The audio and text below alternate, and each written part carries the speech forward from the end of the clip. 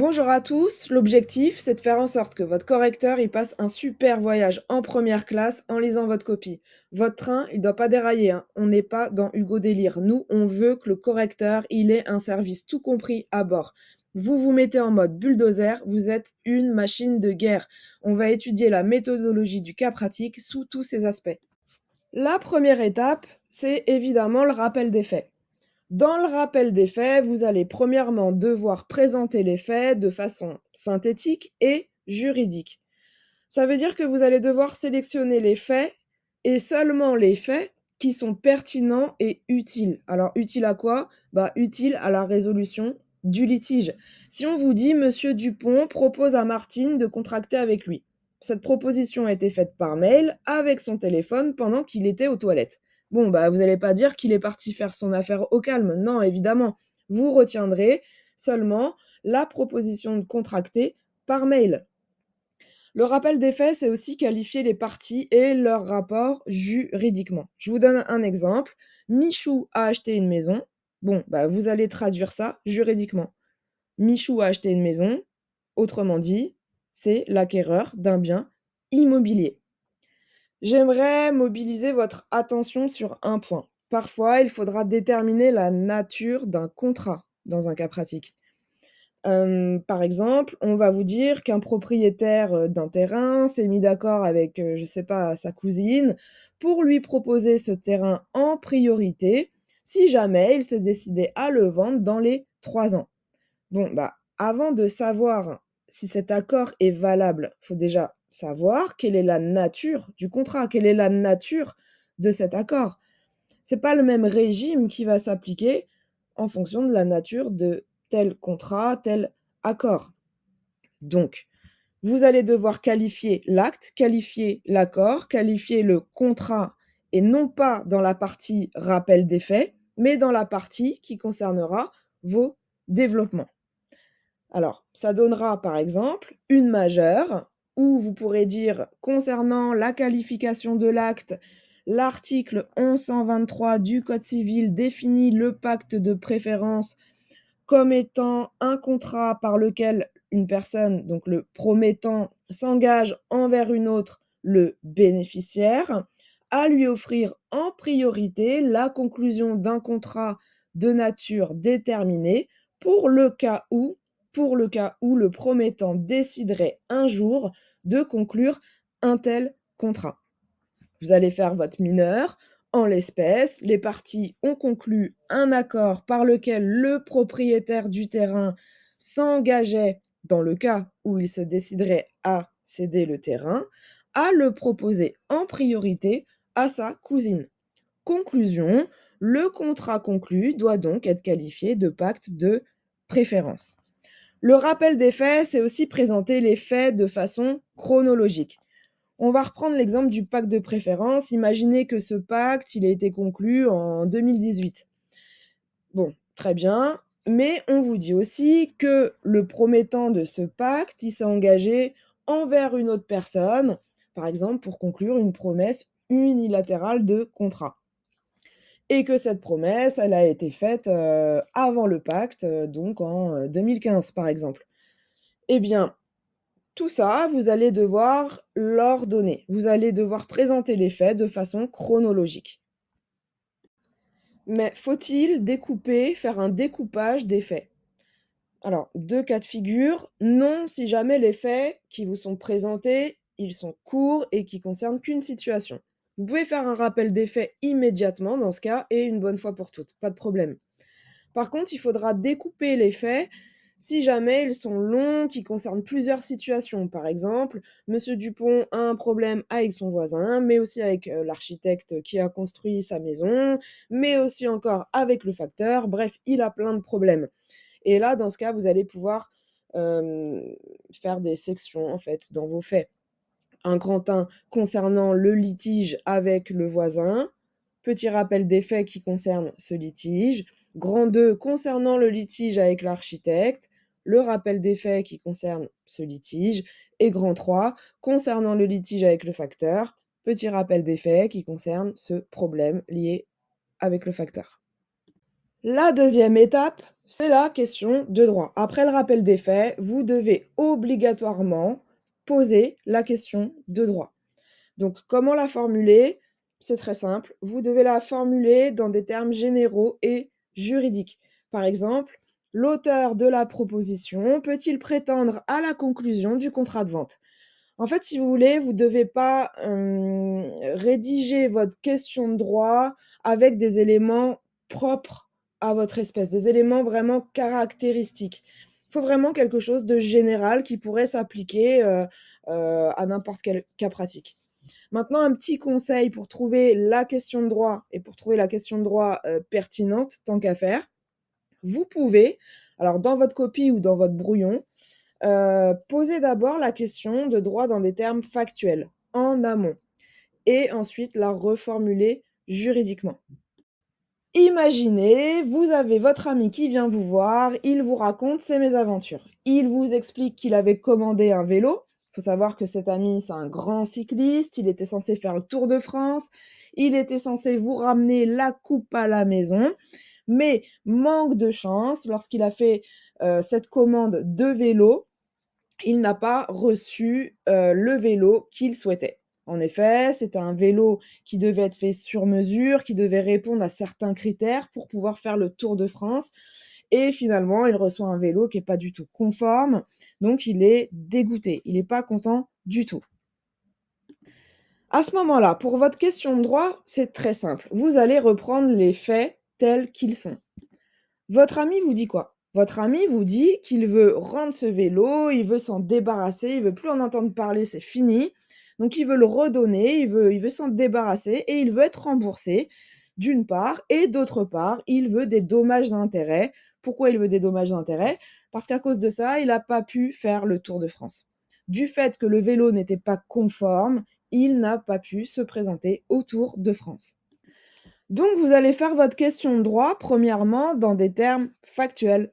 Ça veut dire que vous allez reprendre tout simplement ce que l'énoncé vous dit. Ça donne: le particulier pourra-t-il rendre le vélo et être remboursé? Et pourra-t-il en outre être indemnisé de son préjudice et obtenir donc des dommages et intérêts? Ça, c'est factuel. Vous pouvez pas vous contenter de formuler les choses comme ça. C'est pas possible. Il faut traduire juridiquement cette question de droit. Donc la question de droit dans des termes juridiques, ça donne 2 questions de droit du coup.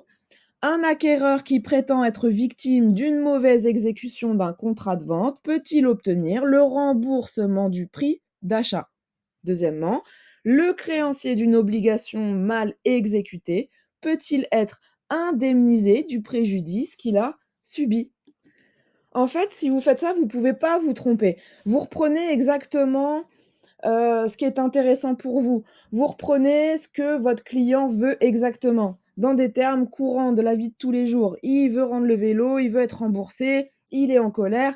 Donc le fait de poser la question de droit dans des termes factuels, ça va vous permettre de vraiment cibler, les choses, d'être sûr, d'être certain que la question de droit que vous allez poser dans des termes juridiques, elle sera pertinente.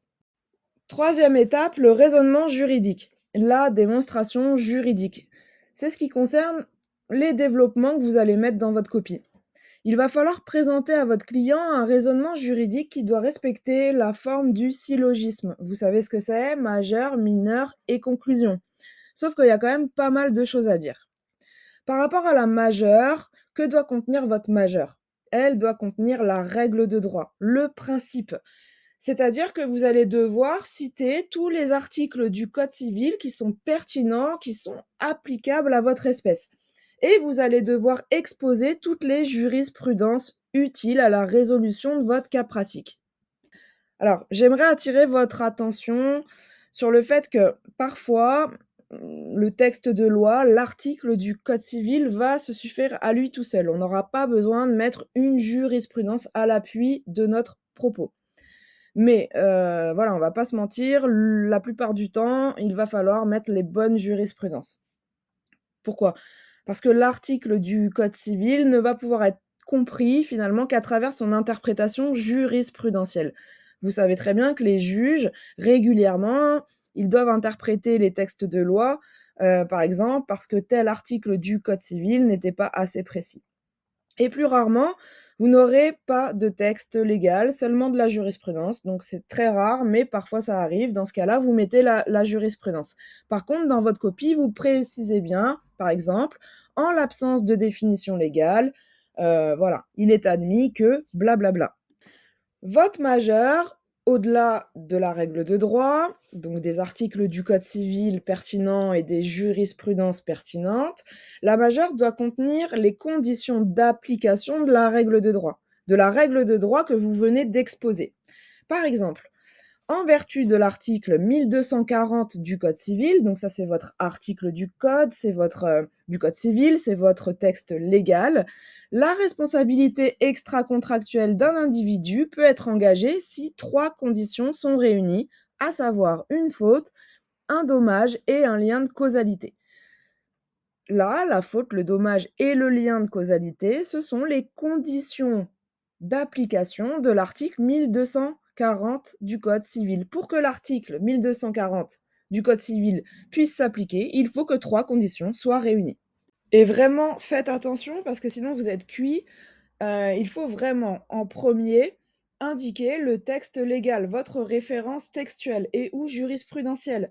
Si vous vous contentez d'écrire simplement les conditions d'application, comme dirait un prof que j'ai eu, c'est comme au Monopoly, vous êtes sur la case prison, retour à la case départ. Vous êtes cuit, ça c'est lourdement sanctionné, ça va pas passer. Donc n'oubliez jamais d'indiquer en premier l'article du Code civil ou les articles du Code civil qui sont pertinents et qui peuvent s'accompagner de jurisprudence pertinente également.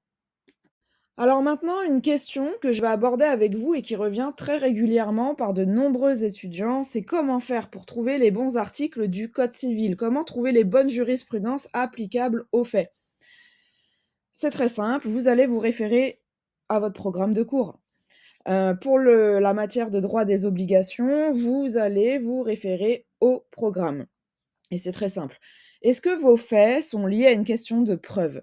Est-ce que vos faits sont plutôt liés à la matière du droit des contrats? Est-ce que dans vos faits, vous avez un contrat qui a été conclu? En fait, vous voyez, il y a une certaine logique à adopter. 3e question à vous poser, est-ce que les faits énoncent un problème éventuellement lié à la responsabilité extra-contractuelle? Est-ce que c'est plutôt lié à, une question relative au régime général des obligations ou au quasi-contrat? Ensuite, il faut se référer au plan du cours en question. Donc par exemple, pour le droit des contrats, admettons, qu'on se soit référé au programme, qu'on a vu que le problème, le litige était lié à la matière du droit des contrats puisque le problème porte sur un contrat a été conclu, par exemple, hein. La question que vous allez vous poser, c'est du coup, est-ce que c'est un problème de formation du contrat, de validité du contrat, d'exécution du contrat? En fait, vous déroulez le plan de votre cours. Admettons, c'est un problème de validité du contrat. Tout simplement, vous allez dérouler le plan de votre cours. Est-ce que c'est un problème qui est lié au consentement des parties, à leur capacité de contracter, au contenu du contrat? Admettons, là encore, que ce soit un problème lié au consentement des parties. Dans ce cas-là, vous continuez de dérouler. Est-ce que le contrat peut être annulé sur le fondement de l'insanité d'esprit ou est-ce qu'il peut être annulé sur le terrain des vices du consentement, à proprement parler, donc sur le terrain de l'erreur, du dol, de la violence? Donc vous déroulez, déroulez, déroulez, déroulez et il y aura pas de problème et de toute façon, vos faits, ils vont être, éloquents, ils vont être limpides d'une manière ou d'une autre. Vous allez bien voir, dans votre, énoncé qu'un individu a menti. Vous allez bien voir qu'un individu a fait une erreur. Alors est-ce que cette erreur, elle a été provoquée ou non? En fait, vous allez avoir comme ça plein d'éléments qui vont vous orienter, vous guider. Donc, par exemple, si vous êtes en train de conclure un contrat avec quelqu'un, que vous apprenez que cette personne vous a finalement menti, bon, il y a un mensonge. Donc là, effectivement, on va s'intéresser au consentement des parties et plus exactement sur l'erreur et le dol.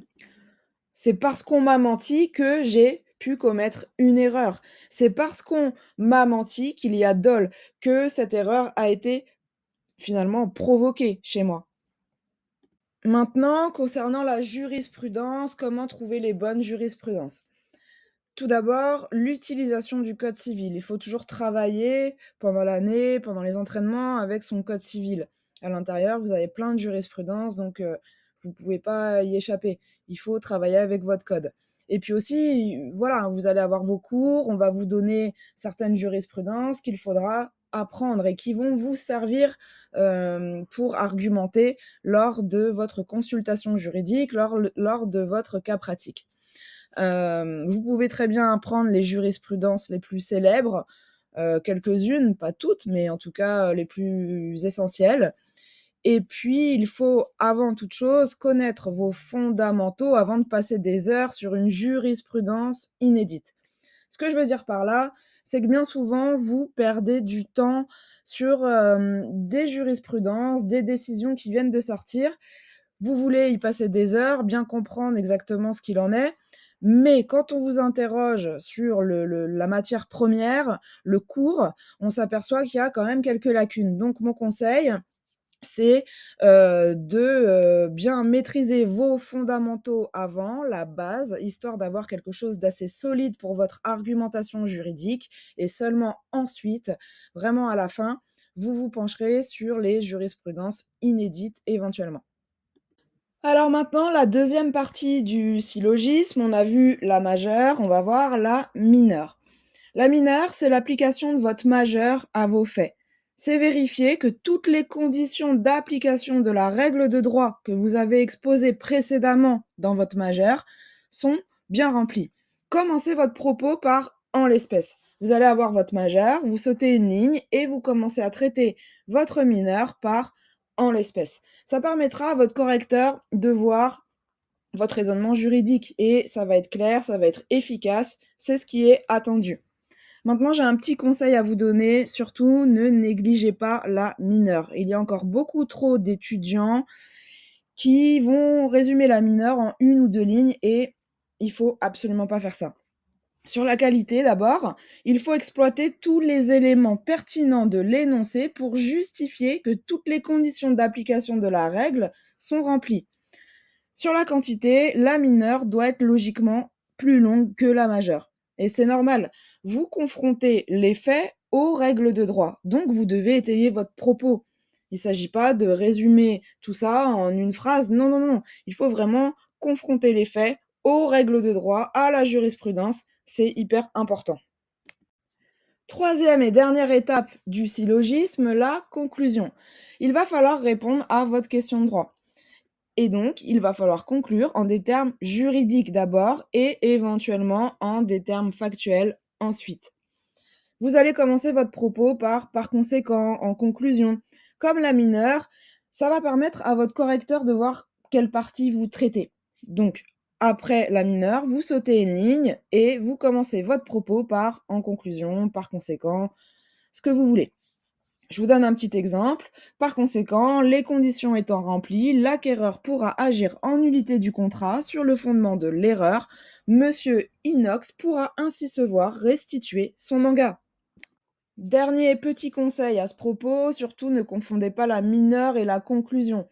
C'est vrai qu'à un moment donné, quand on rédige dans la copie, on peut vite se dire: «Bon, bah, voilà, à la mineure, j'ai à peu près tout dit. La conclusion, finalement, c'est un peu redondant». Mais pas du tout, il faut bien distinguer les 2. La mineure, vous allez vraiment étayer le propos en montrant que les conditions sont remplies ou non. Et la conclusion, c'est vraiment la réponse à votre question de droit. Donc, surtout, ne faites pas de confusion, n'essayez pas de mélanger les 2. Vous sautez des lignes et ce sera parfaitement clair.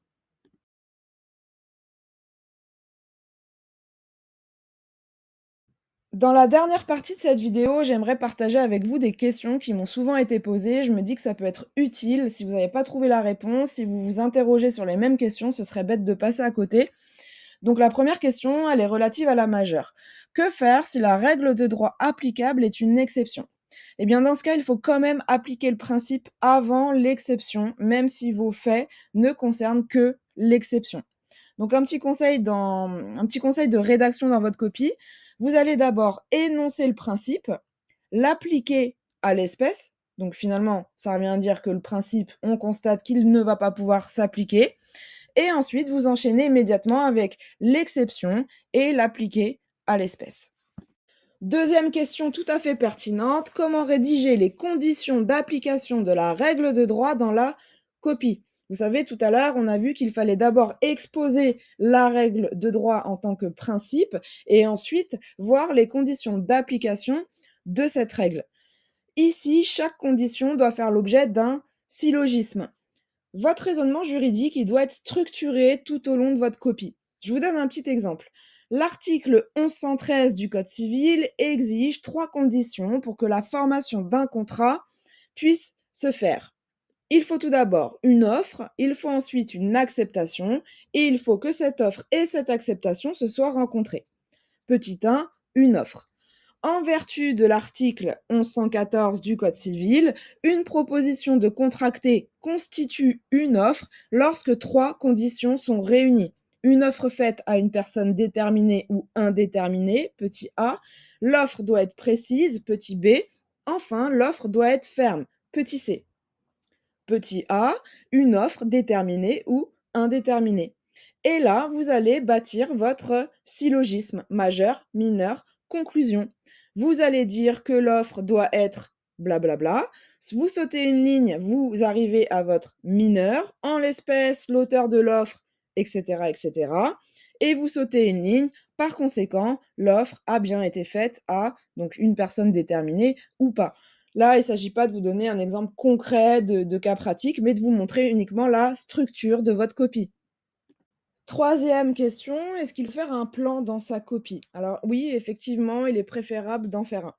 Ça va permettre d'aérer votre copie, ça va permettre à votre correcteur de voir en un coup d'œil la construction de votre raisonnement juridique, c'est ce que je vous expliquais tout à l'heure. Et vous-même, hein, ça vous permet de vous retrouver, de ne pas perdre le fil. Quatrième question sur les fondements juridiques. Le problème, c'est que fait-on lorsque seulement certains fondements juridiques peuvent être utilement invoqués? Dans quel ordre les traiter dans la copie? Tout d'abord, il va falloir commencer par ceux qui n'aboutiront pas pour votre client et seulement ensuite, vous poursuivrez avec ceux qui permettent à votre client d'obtenir gain de cause. Mais pourquoi? Alors pourquoi? Parce que vous devez montrer à votre correcteur que vous avez pensé à tout. Vous devez lui montrer que vous êtes capable d'exclure les fondements juridiques qui ne peuvent pas s'appliquer à votre espèce. Mais vous devez aussi lui montrer que vous êtes capable de trouver les bons fondements juridiques. Je vous donne un petit exemple pour les vices de consentement. Vous allez d'abord traiter de l'erreur sur le fondement de laquelle il ne serait pas possible d'agir utilement en nullité du contrat en raison d'une condition qui ferait défaut. Donc une condition qui ne serait pas remplie. Donc par exemple, parce que l'erreur est inexcusable ou que l'erreur n'a pas été déterminante du consentement d'une partie. Et ensuite, vous allez traiter du dol, pour lequel, là, les conditions seraient toutes réunies. Cinquième question sur les conditions d'application de la règle de droit. Alors c'est un peu le même problème que précédemment, mais avec une solution différente. Le problème, c'est que faire si seulement certaines conditions sont remplies. Dans quel ordre les traiter dans la copie? Vous allez d'abord commencer par les conditions qui sont remplies et seulement ensuite vous poursuivrez avec les conditions qui ne sont pas remplies. Alors pourquoi? C'est la même raison que précédemment, vous devez montrer que vous avez pensé à tout. Je vous donne un petit exemple pour l'offre. Vous allez démontrer par exemple que l'offre est certes bien déterminée et ferme. Donc il y a 2 conditions sur 3 qui sont remplies, mais la troisième et dernière condition n'est pas remplie. Il s'avère que l'offre n'est pas précise en raison du fait que le prix de la chose n'est pas mentionné. Il y avait seulement écrit prix à débattre. Donc la condition n'est pas remplie. Donc vous voyez bien, vous avez parlé des 2 conditions qui étaient bien remplies et vous avez conclu sur la dernière condition qui, elle, faisait défaut. On arrive à la fin de cette vidéo de méthodologie du cas pratique ou autrement dit de la consultation juridique.